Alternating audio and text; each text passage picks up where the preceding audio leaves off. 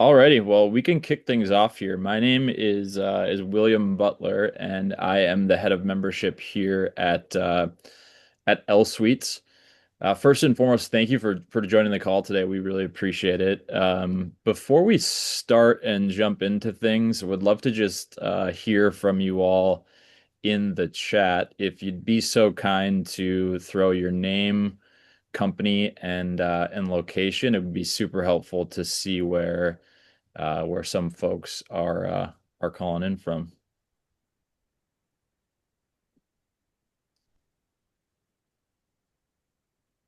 Adam, welcome, welcome, welcome.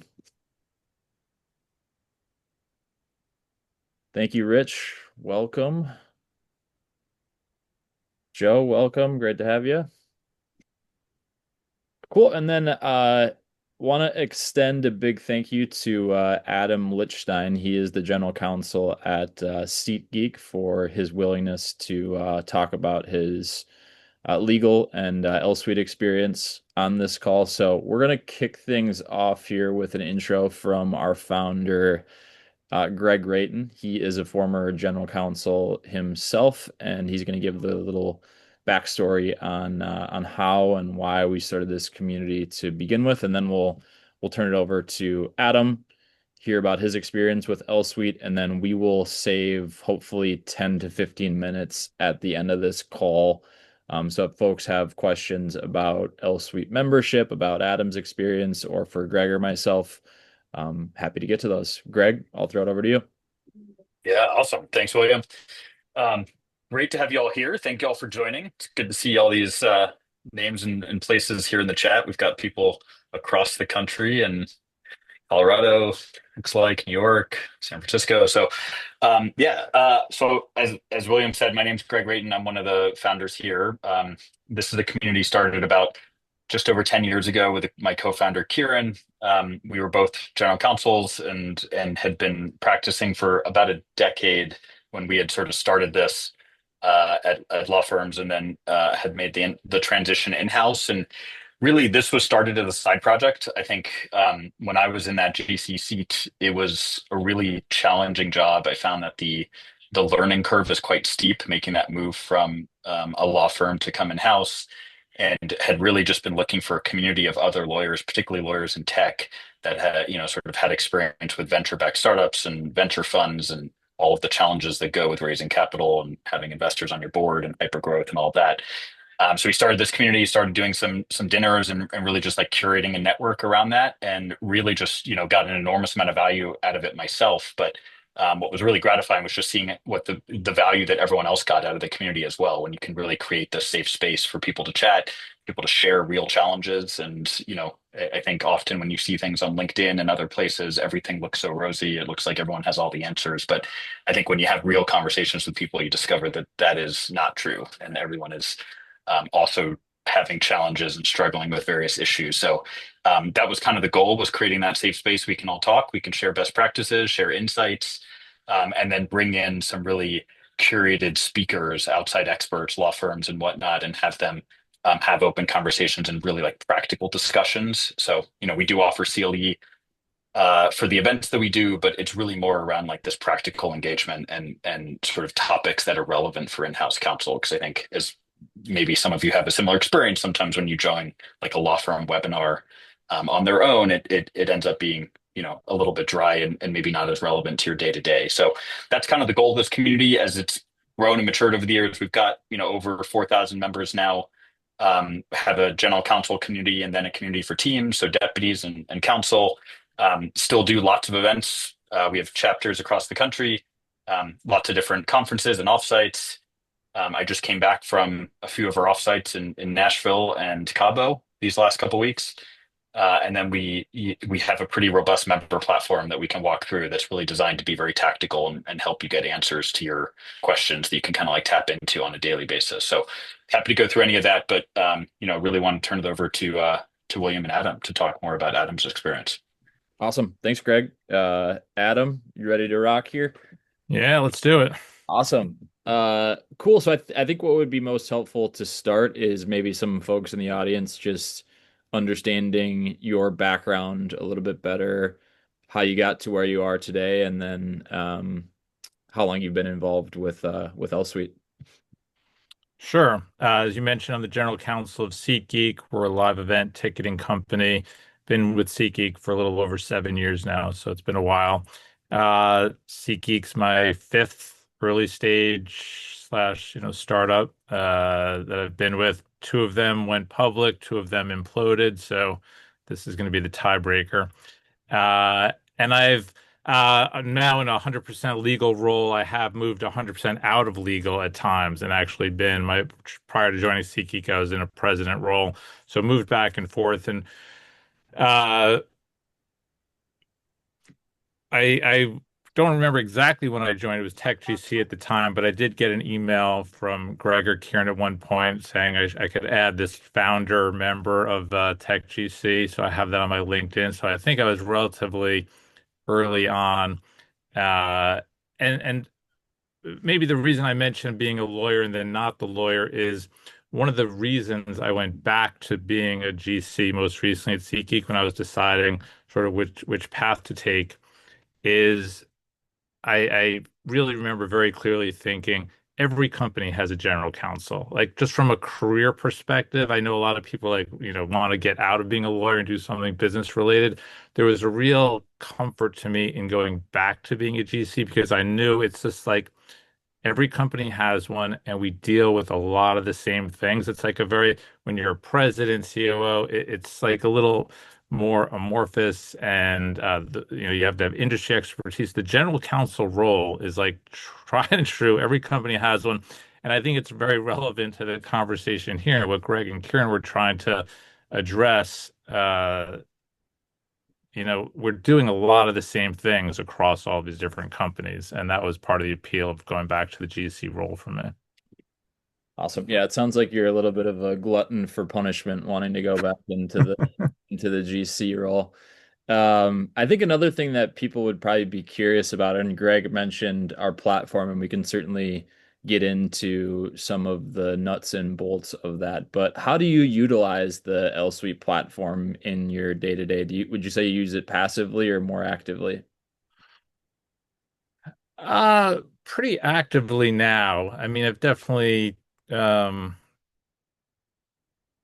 I do think the knowledge sharing, the ability to that spa a safe space that Greg was talking about to me is like the secret power of the L Suite. Like they've been incredibly successful in getting people to share information. And I find even I don't know if it's daily or a couple times a week, there's an email with like, here are things that people are asking. So never mind even the answers and the content is just seeing what people are asking, I often find incredibly helpful. Like these are things that maybe I should be thinking about. And so just seeing those triggers hitting my inbox from other general counsels, these are the things that people want to know about. I find incredibly helpful. And I do tend, attend the dinners regularly. There's a conference coming up in New York, which I'll be at. So I've been pretty active, and to me, the real that knowledge sharing has been a really helpful Yeah, resource for me. Adam, I think when we previously chatted, you talked about a specific example of that, and it was during COVID. Can you just talk a little bit about how the discussion feed kind of helped you navigate being a GC during that time? Yeah, so COVID, I mean, first of all, we're a live event company. So COVID was really, had a huge impact on our business. It was like crisis management. And I thought it was a great example of how the L Suite provides value back to someone like myself, because all these GCs across all these different industries were dealing with so many of the same issues. And it was just this wave of issues that were coming. So all of a sudden, there were just all of this content and people posting and asking questions about force majeure clauses, right? Like that clause that no one looked at for 100 years is suddenly like the most important clause. Everyone's trying to figure it out. Everyone's talking about it. We're all dealing with that across industries. And people are just really open and willing to share, like, here's what's happening. Then we're all doing riffs and all dealing with employment issues. right? And who has a lawyer in this jurisdiction that can help me deal with this? What do you do? Like, how are you addressing that? Then all of a sudden we're renegotiating our leases. I mean, it was just like one thing after another. Everyone's dealing with, right, exactly the PPP loans. Right. We're all like, how do you apply for these loans? What's the process? What are they? When does it open? What's the form? Like everyone was dealing with these things. And so instead of being on this island where you're trying to figure these things out, it's like this network of people who are like, yeah, like why wouldn't I share this with my colleague? It's not a like there's no disadvantage to my company by sharing this information. And so it was just a great example of where, and again, that just happens on a day-to-day basis. That was an extreme because everyone was dealing with all the same things. Yeah, thank you for the story. That's super helpful to hear. And then just have three more for you, then we'll transition into the Q&A and maybe dive into the platform. So your broader team is involved in L Suite. So do you have a sense of the value your teammates get out of it? Like, is there any tangible evidence of better performance from your team? Or why do you think it's important to have your team involved with L Suite? Yeah, I mean, I think I've tried to extend it to a much broader part of my team for two reasons. One is I do think that they get the same benefits that I get, right? And they're dealing with a lot of the day-to-day issues, and I just want them to be able to have better insight into what their peers are doing. So a lot of the same things we're talking about, like you can really just tap into expertise and there's a lot of like again, what's best practice? It's like what are other companies doing in this space? One of the things we always talk about as an executive team at SeatGeek when we're trying to figure out what to do on an issue, it's like, well, what are other companies doing? What's the best practice here? And the more people who can tap into that, the better. The other reason I think I've encouraged it is I just think it's a good message to people for professional development and career development to be able to be out there more, to build their brands, to network with colleagues when just build those networks. And so I think it's a great opportunity for them to do that. Yeah, definitely. And then the last two here, how do you justify or make room in your legal budget for L Suite? And a lot of the folks on the call today are probably considering putting that in their legal budget. So just be curious if you have any suggestions that would facilitate that process for them. Yeah, we're doing our budget today here right now too. So I was just looking at this.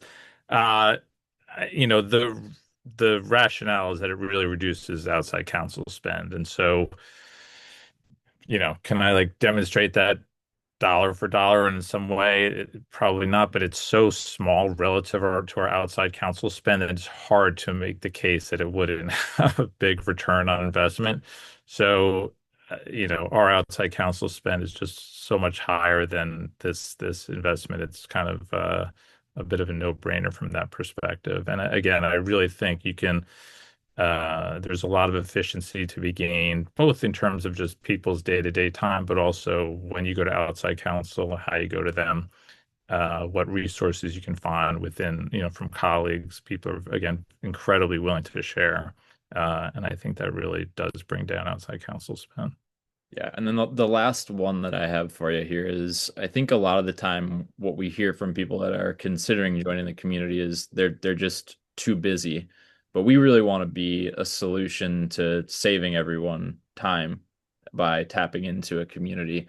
So would you have a canned response for those people that say that they're too busy to join the L Suite?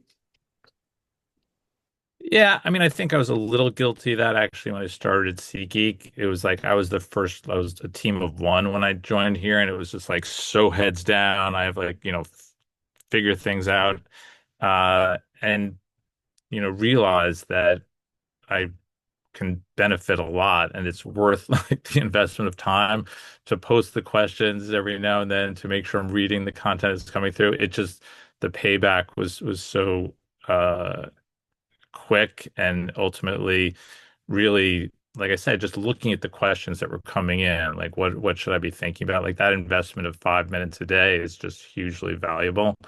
Um, So it does take some investment of time. Like I talk, when there's a dinner in New York and it's like, all right, it's been a long day. Now I'm going to go out to a dinner. Like, yeah, obviously that's an investment of a couple of hours of my time. But to sit next to colleagues and just have the casual conversation, what AI tools are you using right now that you find really helpful?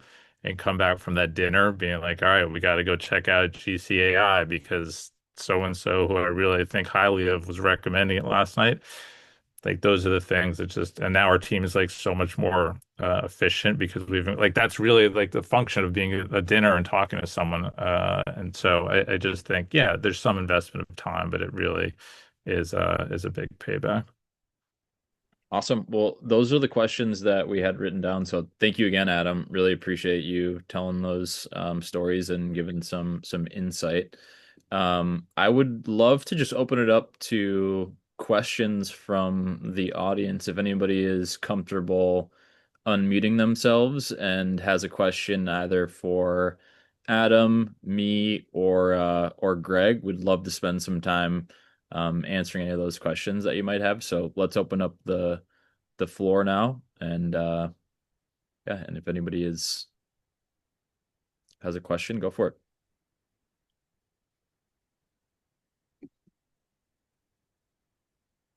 I can jump in.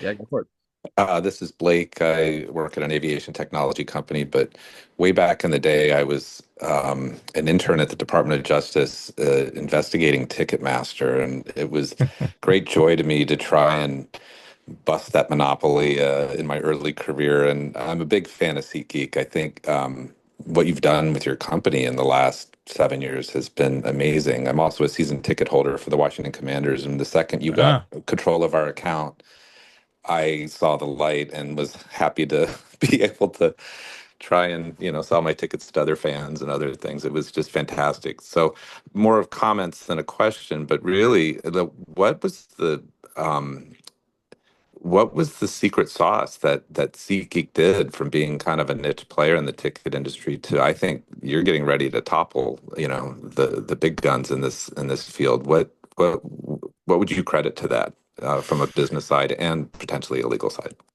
yeah. Well, holding my breath on all that.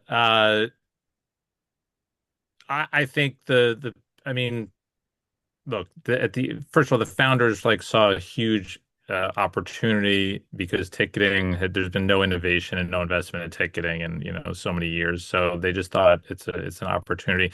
Before I joined, they made the big decision to go into primary ticketing, which was a huge risk and continues to be super challenging. But that was a big decision that they made that's changed the trajectory of the company versus other secondary marketplaces.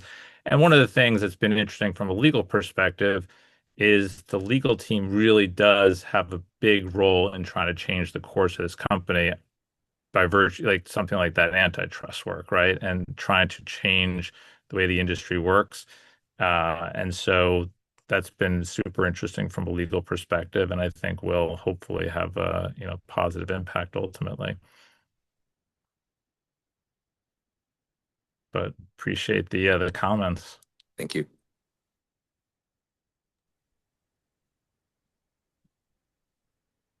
This is Tao Zhang from Juniper Networks. You mentioned earlier that at a certain point you were the sole attorney, right? So, what did you find that in terms of prioritization to show that legal is a solution provider, not a roadblock, right?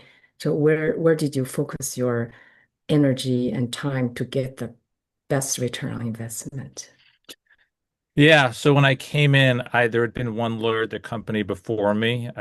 She was here for a little under a year, and the way it was described is like she was that everything was on fire, like the person who said no to everything, and probably was a great lawyer, but just the wrong person given the stage of the company. Like I just want to be perfectly clear, not to say she was not a great lawyer, but they were just looking for someone who's much more accepting of a chaotic environment and a risk-filled environment and able to move fast. And I think a lot of my work and effort did go into these rights holder deals where SeatGeek was for the first time moving into these big enterprise deals with teams and venues, and every deal was bespoke and how to figure it out on the fly and just trying to really be a partner to the team and getting those deals done was I think a big part of like that partnership. Um, so I think that that helped build the credibility that legal could be a real partner.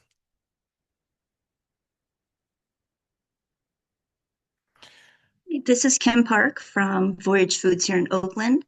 I have a question because, we just did a new updated generative AI policy, but as soon as the ink was dry, we had people sign it. It was already outdated. So, as general counsel, knowing that the facts that you have and the legal guidance that you provide, that was correct today, might be wrong tomorrow. What is your perspective on how you still bring value as a counselor and as a member of the team when you know that, you know, the answer could change or you could be giving the wrong answer? Yeah, actually, I just saw we have someone on our team circulated a, new, or it's like an AI policy, AI governance policy, whatever they call it. And he gave in the notes, he's like, credit to the L suite for this version of it. So he was definitely, it's a great example of someone who's on my team. He's our privacy counsel. Had the benefit of being part of the L Suite community and was leveraging their community to update our policy. Uh, Look, I think all you can do is acknowledge that things are changing and moving fast and try to periodically review them. But I do think it's a great example of, again, like having this community. There have been so many dinners and seminars about AI over the past year. And I've like really tapped into that and really used that to try to help educate myself and keep up to speed on what's going on in the space because it is moving so fast. But it's a great example, like, similar to COVID in a more positive way. This is something that's changing all our businesses. How are we reacting to it? Who's responsible for it? How does it change not just what tools we use? What do we expect of outside counsel? How is it being incorporated into our business? It's just we're all dealing with the exact same thing. And it's another great example of where having, being able to tap into this network of other senior lawyers at companies has been really valuable.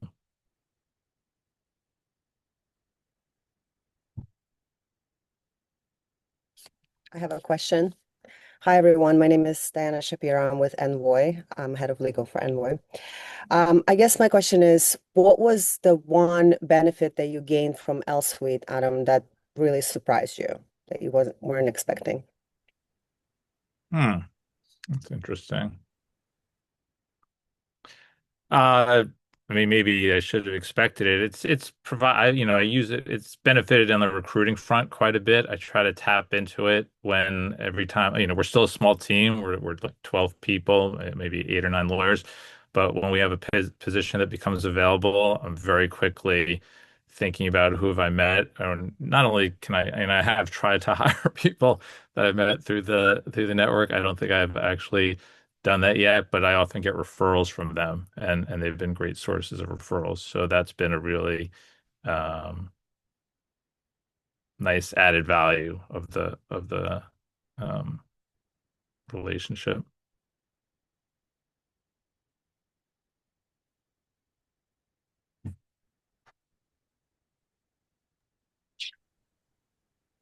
Cool. Those are great questions. Thank you all. We have a few more minutes here. So I wanted to maybe pick up on a couple things Adam said and maybe show you guys some stuff. Feel free to jump into the Slack or the chat if you have other questions.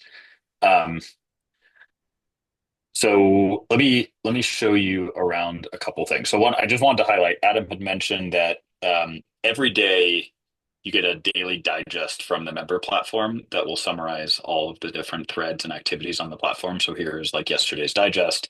So you can see all the different threads and, what people have been asking about. We have various announcements of new features or whatnot on the platform, but you can kind of go in and see different responses. And a lot of members just use this as a way to like scan, things like you don't know what you don't know. Like, what are the questions other people are asking?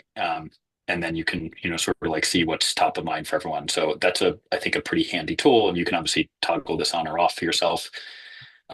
He also mentioned just data. So we do a whole bunch of surveys for the community. A lot of this is around like best practice, like what are other people doing? What are sort of like the data of the community?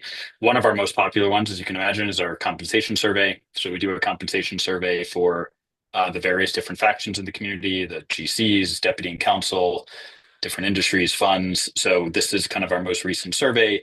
It's an interactive dashboard. So you can see we had close to 1,000 responses here. You get a table. I can like filter this by industry if I just want to see, only fintech, and all of this stuff will change, and you can kind of like really benchmark very kind of closely into your own industry. We do similar reports for other things like what are tech stacks you're using, that type of stuff.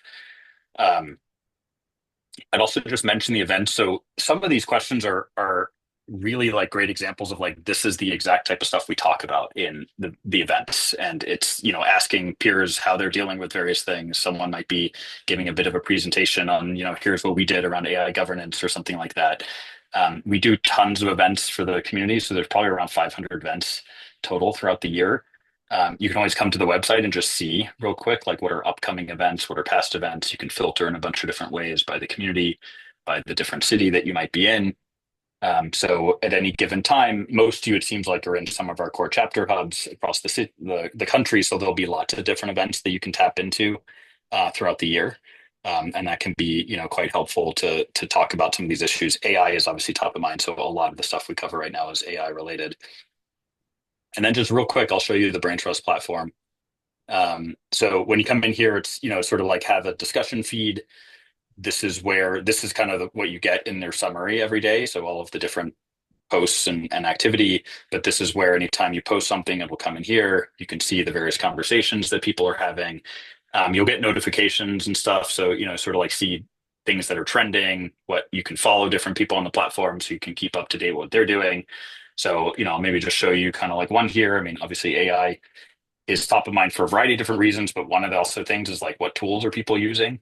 And, I see we have an AI note taker in the chat here. I mean, this has been a big topic of conversation recently in the platform, like what sort of internal meetings you're allowed to be recording, and, everyone sort of like chimes in. People are sharing policies. This one, it looks like, was related to, anything that they're putting together guidance for internally. So, people share different presentations that they've done. And I think actually here, yeah, so she shared, at the end of this was the author, then comes back and shares the slide that she's preparing to talk about internally with her board. Another thing Adam had mentioned, which I think is really top of mind for folks, is things like just what's trending, like what is on other people's minds. So you see things like, obviously during COVID and the SVB collapse, like this was, a core place that everyone was talking about in real time, those types of things. But you also see sometimes, like this was a thread from a couple of weeks ago, someone had noticed like Carta changed their terms of service and they're now using data to train their models. And like this became this, huge thread on the platform, lots of different people talking about it. We ended up doing a webinar around this. So, you can see obviously what's going on within the thread. We'll also show you related threads. So there's been several different conversations on this topic where people kind of going in. But this was, what was interesting here, I thought, was just like a lot of people didn't necessarily see this, and other people pointed. You can see like, oh wow, like that was great. I'm glad, I got notice of that. H1B, I mean, just sort of give you one more example, like this was trending recently, right? As Trump put in. Let's see, I'm sure it broke there. But as Trump, sort of like did the 100K fee for H1B, like lots of people were talking about this and how they're dealing with it with their employees. So lots of different real-time news you can see there.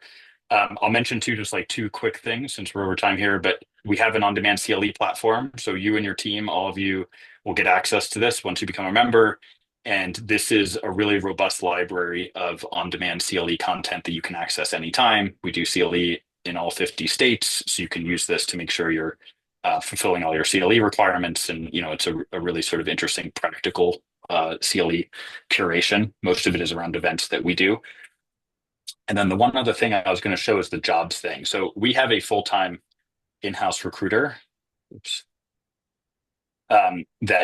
That does curate jobs within the community. So like we are often hearing about jobs that are that members are hiring for. So for example, if Adam was like hiring for his team, he can work with Chris on our team. We'll put this job up here. We help sort of source other members that might be interested in looking. This is really helpful if you're also looking for your next job. So you can always kind of come in here and see a curated list, or you could work with Chris on our team if you're looking to build out your team. So anyway, I'm sorry, I know we're a little bit over here, so I'll just stop there, but wanted to make sure I show you a couple things there. Awesome. Thanks, Greg. And thank you all again for joining today. Really appreciate it. Special thanks to Adam. Really appreciate your support. I will send a follow-up email to each of you after this call as well. If you'd like to schedule some one-on-one time, happy to speak with all of you about getting you involved in the community. But thank you once again for joining. Really appreciate it. Yeah, likewise. Thank If you. anyone would like to connect and speak further, just, please feel free to reach out. Thanks, William. Thank you. Thank you. Thanks, Adam.